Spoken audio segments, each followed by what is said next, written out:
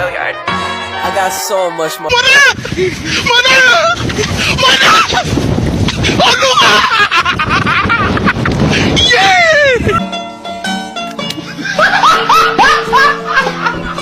Are you ready, kids? Aye, aye, Captain! I can't hear you. Aye, aye, Captain! Oh! Assalamualaikum warahmatullahi wabarakatuh.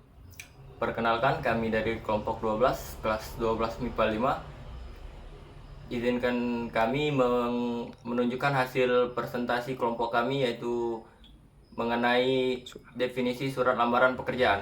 Sebelumnya, izinkan kami memperkenalkan diri kami terlebih dahulu. Perkenalkan, nama saya Riki Hidayat. Perkenalkan, nama saya Ahmad Jumadi. Selamat menyaksikan. Pengertian surat lamaran pekerjaan. Surat lamaran pekerjaan adalah surat yang berisi permohonan untuk bekerja di suatu lembaga, perusahaan, atau perseroan terbatas atau PT yang pada umumnya memiliki bagian-bagian berisi identitas diri, jasa yang dapat dilakukan, pendidikan, hingga keterangan keahlian dan pengalaman. Isi dan sistematika surat lamaran pekerjaan. Tempat dan tanggal surat. Tempat dan tanggal surat pembuatan surat adalah sistematika surat lamaran pekerjaan paling awal. Keduanya ditempatkan di pojok kanan atas tanpa titik di akhir karena bukan merupakan suatu kalimat. Contoh, Bandung, 18 April 2020. 2. Lampiran dan hal. Lampiran dan hal adalah struktur surat lamaran pekerjaan selanjutnya. Keduanya tidak ditulis singkat. Adapun angka pada kolom lampiran menggunakan huruf bukan angka seperti contoh berikut ini. Lampiran 4 lembar.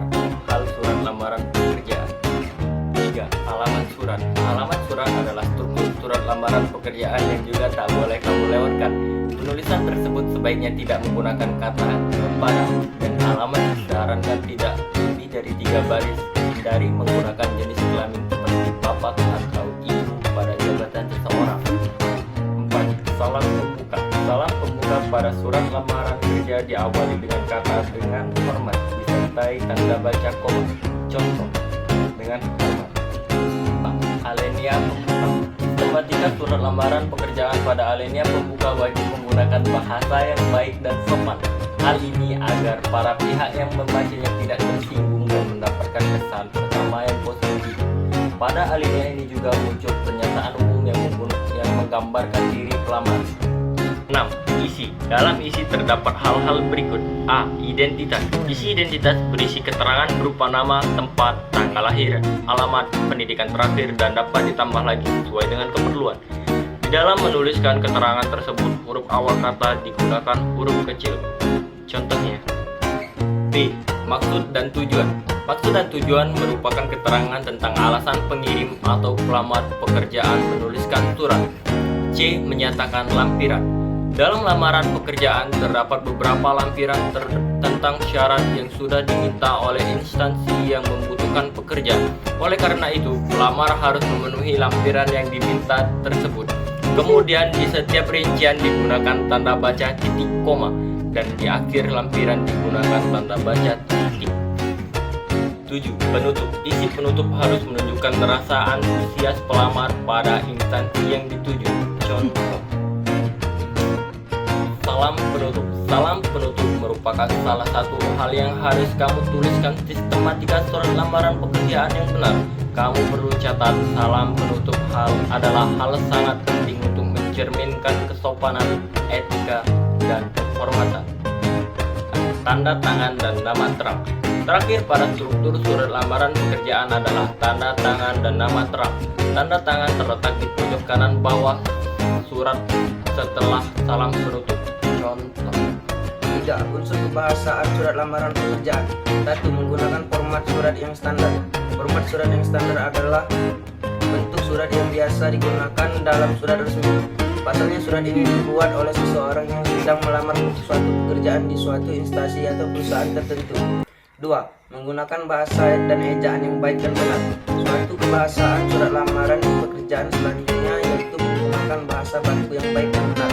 Jika ditulis dalam bahasa Indonesia, itu harus sesuai dengan EYD. Menggunakan formal dan sopan. Surat lamaran pekerjaan bersifat formal. Untuk itu perlu menggunakan kata-kata yang sopan. Namun perlu diperhatikan, kalimat yang ditulis pada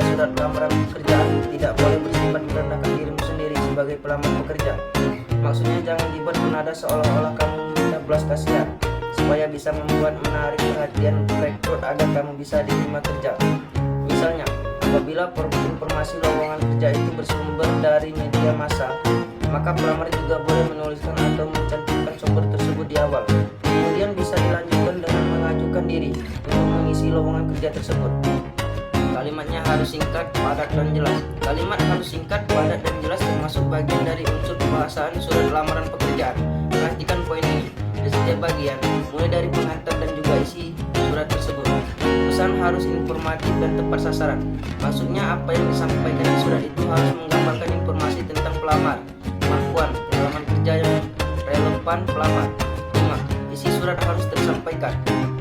Telah disinggung sebelumnya bahwa isi surat lamaran pekerjaan harus bisa tersampaikan dengan jelas. Dalam isi surat disebutkan deskripsi diri, riwayat pendidikan, apa pekerjaan yang dilamar, dan seterusnya. Kata-katanya jangan bertele-tele agar maksud yang disampaikan bisa diterima dengan mudah dan jelas. Di sisi lain, bagian ini menjadi penting karena menjadi poin untuk meyakinkan bahwa bidang ataupun posisi itu sesuai dengan kemampuan maupun pengalaman si pelamar.